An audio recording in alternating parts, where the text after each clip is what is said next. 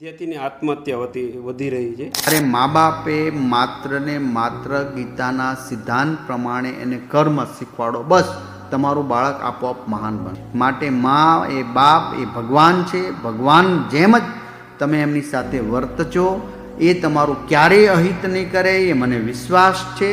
કદાચ ક્યારે ખીજવાણા મારી લીધું તો પનિશમેન્ટ કરી, તમે ક્યારે મમ્મી પપ્પા સાથે અણગમો નહીં રાખતા, ક્યારેય મરવાની વાત તો કલ્પના નહીં કરતા। કારણ કે એક બાળક આત્મહત્યા કરે એટલે મમ્મી પપ્પાએ પણ જીવતા આત્મહત્યા કરી લીધી એવું એનું જીવન બની જાય છે।